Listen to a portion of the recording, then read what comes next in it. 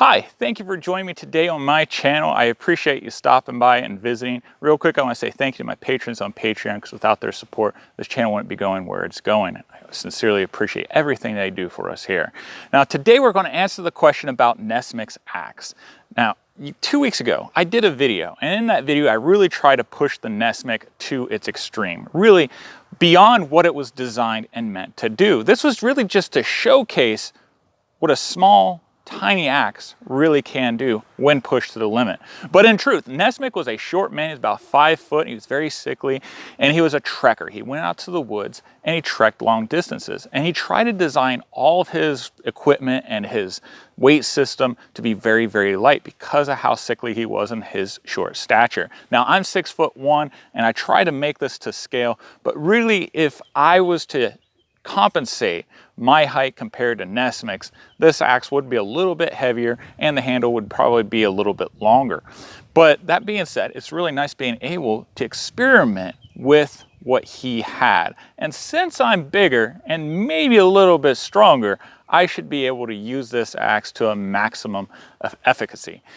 So what we're going to do today is we're going to use the axe for actual field tasks to demonstrate to you even just a small, really lightweight axe can do a lot for your camp situation. Now, this might be really important to you if you're really wanting to count those ounces, and if you're like me and you prefer to take a hatchet or axe along.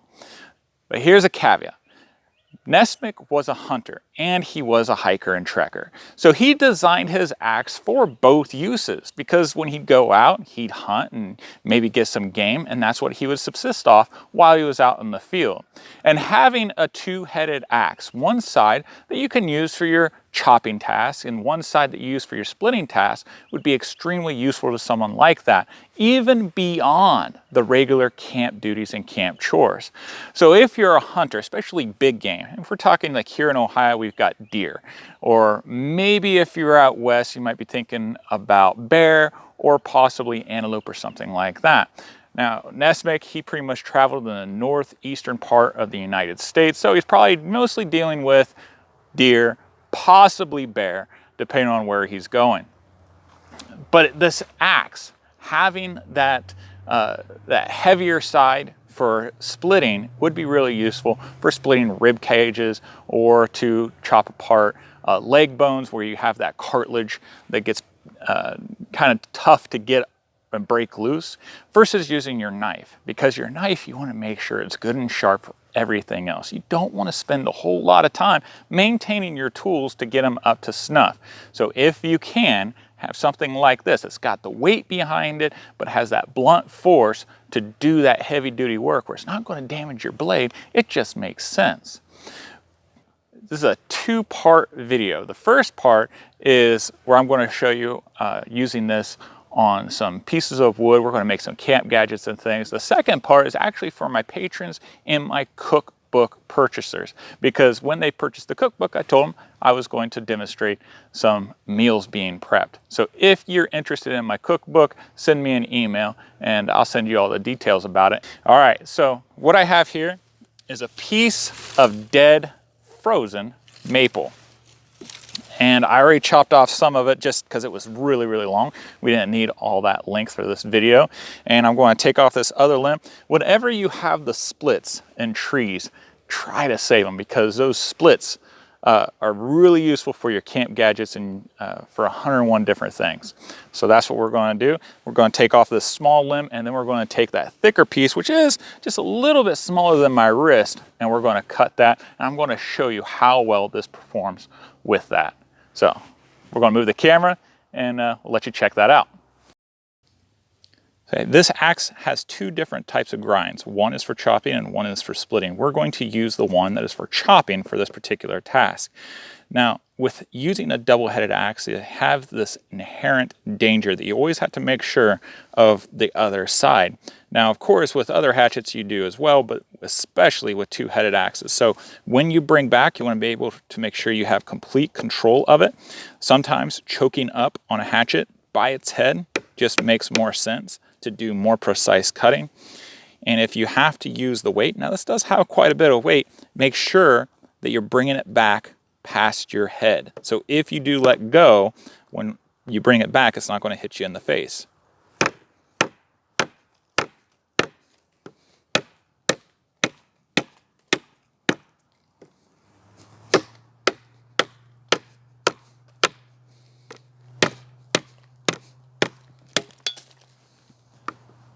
There you go. All right, this large piece of wood here is probably going to push the Nesmick to what it was really designed for. Nesmick being out in the woods, he would have plenty of fallen timber to use to start his fires or to really build his shelters or anything like that. You don't need large diameter of wood to subsist off, especially if you're trekking, you're going place to place to place. You know, you're moving around quite a bit. So this diameter is just a little bit smaller than my wrist. And I think this probably push it to its maximum of what it would be likely used.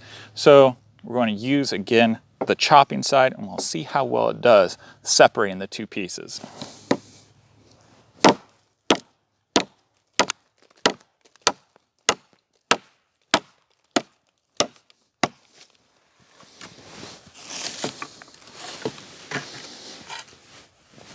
There you have it.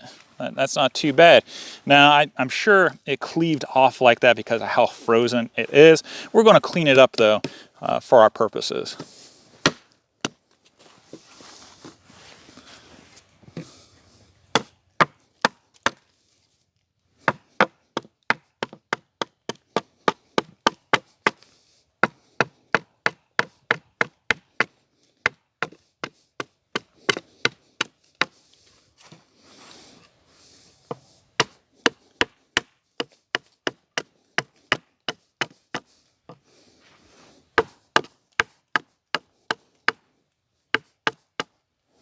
There we go. I'm pretty satisfied with that. Nice. Not too bad at all for such a small little axe, huh? So we're going to find a couple more pieces because we're going to use a tripod system for our cooking set that we're going to use for the second part of this video. So I'm going to look around and find 3 more, and we'll make a tripod. So last week some of my viewers were saying that this was not a fair comparison, considering that the wood that I was using was already cut with a chainsaw. And they were right. So we're going to take this piece of wood here, which it doesn't look to be punky or messed up, not too bad. We're going to see if we can split it with this. Now, whenever you use a small piece of wood and an axe or a hatchet to split, especially something so small, instead of going straight down where you're likely to miss it or nick it, it's good to start off at the end of the piece of wood, and then you're just going to come down like so. And then you have your split piece of wood. And this is all dry, so it's supposed to be really nice to use for your fire. Now, if you're wanting to go a little bit farther, you flip it around, go to the other side, and then you can create your shavings that you need for your fire. All right, so now that we have this split and we know that the center stuff is dry, we can go even further and make some tinder using the shavings of the inside. So we're going to flip this around and use the chopping side. And we're going to get those curls just like so. And we're using the rubber blanket to try to save it.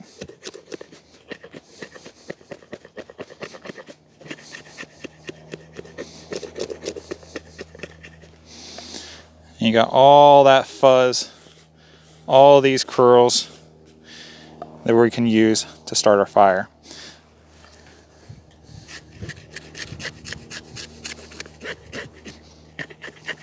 And this is frozen wood, so I think this axe is doing a really good job of giving us what we need to start our fire. So there we have those, and I'll cut some more, that way you can see.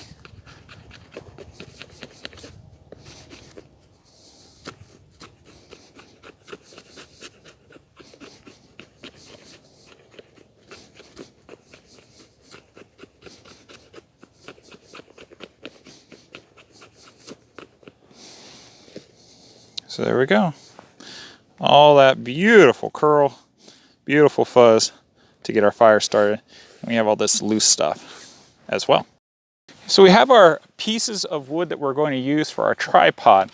Now, because this ground is kind of spongy and we got all this litter around us, we probably don't need to put points on the end to dig into the ground. But if you're going to adjust your tripod and you splay it out really far, it's really nice to have the points on the feet of the tripod to dig into the soil, and then you can kind of press down and it isn't going to spill your coffee or anything else. So we're going to put some points on these. I got a little knot right there, so we're going to get rid of that really quick. There we go. So now that we have our point on there, this will definitely be better at digging into the soil. And we got to do this on the other two legs as well.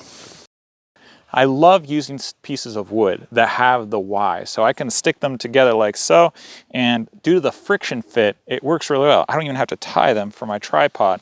And since this isn't structural, it's just a temporary cooking device, it works quite well. So then I'm going to take my rope, I'm going to just use an overhand knot like so, and double knot it. Now I have my piece of string that I can suspend my, my pot from to do my cooking. Now, let's get this fire going. Well, there you go. That is the Nesmick hatchet and its practical field applications. We showed you how good it is at making points, how good it is at chopping, how good it is at splitting even pieces of wood. It's about the diameter of your wrist. So it's everything that Nesmick had designed for. The only thing we didn't show is animal processing, and YouTube doesn't look very favorably on animal processing. So I may have to do a video for my Patreons exclusive on that, but something that I can't really share out to the open world. If you're interested in getting one, Mr. Lockhart made one extra one of these for me to sell, and they're $200. The Kephart is already sold, it's already gone. But if you like the smaller double bit axe like Nesmick made and used, then this is it. Send me an email and I'll send you all the information. And if you're interested in my cookbook, which has 97 delicious recipes, all historical, perfect for the camp crafter or bush crafter, that dates from 1875 to 1925. And after this video, I'm actually recording another video just for those who pre-ordered the book. It's one of the recipes that's in it. It's delicious, and it's for my patrons on Patreon. Thank you so much for stopping by. If you liked it, please click like. That way other people find it and it helps them out as well. Please don't forget to subscribe, because next week we're actually going to look at the different grinds of axes and hatchets. You may not have realized that hatchets actually have different grinds for different uses. And a couple weeks ago, maybe even a month ago, I did a video on me going out in 1920s gear, and a lot of people roasted me a little bit because of my hatchet that I chose to use. But I don't think those of you who roasted me really realize the type of hatchet it was that I brought with me. It wasn't ideal for what I was using it for. I planned on it in a different way, and that'll all be explained in next week's video. So please click subscribe, that way you don't miss out learning about different hatchets and how to pick out one for yourself that suits your needs. Now, if you're interested in the Kephart axe, then check out this video here. I hope you guys have a wonderful week. Give a kiss and hug to your loved ones, and I'll see you guys next time. Take care.